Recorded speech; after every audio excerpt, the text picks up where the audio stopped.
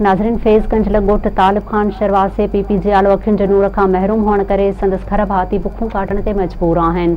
इन हवाले सां ॾिसूं था अमर शर जी हीअ रिपोर्ट। नाज़रीन, असां हिन वक़्तु मौजूदु आहियूं हिकु अहिड़े शख़्स वटि जिन जे लाइ खणी चइजे त दुख जी न पुॼाणी आहे, हर शख़्स कहाणी आहे।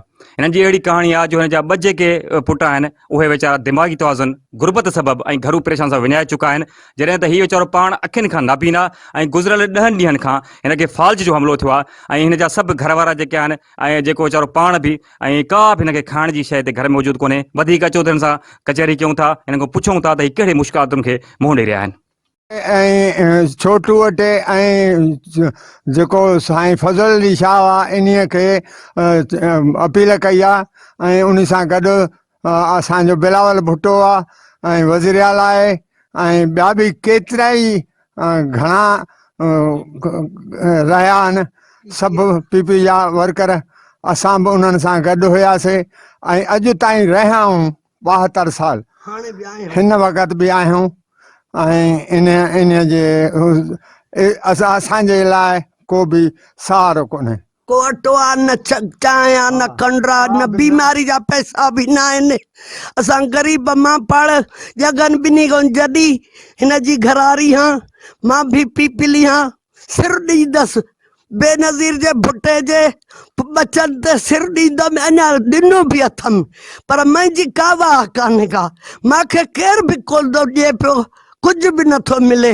मां जॾहिं सफ़ा वेठी हुअमि अखियुनि खां नाबीना मुंहिंजो कुराड़ो, मुंहिंजा बच्चा बुख ते 2 बच्चा मुंहिंजा पुट चरिया अबोझ सफ़ा ख़तमु आहिनि।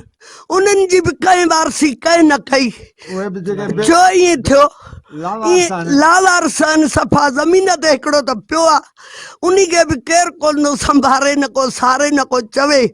असांजो को मिट छे को वारस थिए।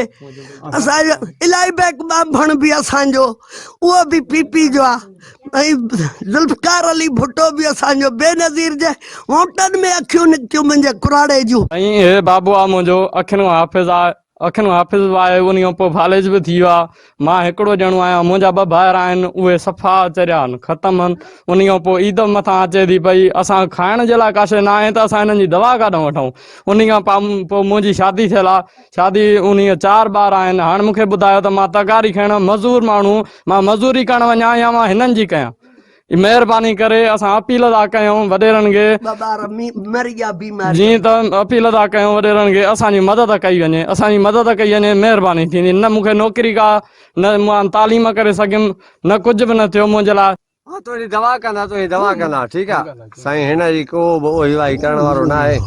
असांजो बो अखियुनि नाबीन, असां पाण गुरबत में माना मसरूफ़ आहियूं, न काॾे मज़दूरी लॻे न कोई छा। हिन पाण ॿेल पा करे करे करे करे असांजो वीचारो सफ़ा ईअं मस्तानो थी वियो आहे ऐं मूंखे मज़दूरी कान थी मिले। नाज़रीन, तव्हां हिन हिकु दुखी ख़ानदान जेको आहे, जेको वीचारो पाण अखियुनि खां नाबीन उन खां फालिज जो हमिलो, उन जा ही 2 पुट जेके तव्हां मुंहिंजे पोयां ॾिसी सघो था त हीअ वीचारा दिमाग़ी तवाज़ुन गुरबत करे घरू परेशान जे करे पर दिमाग़ी तवाज़ुन विञाए वेठा आहिनि।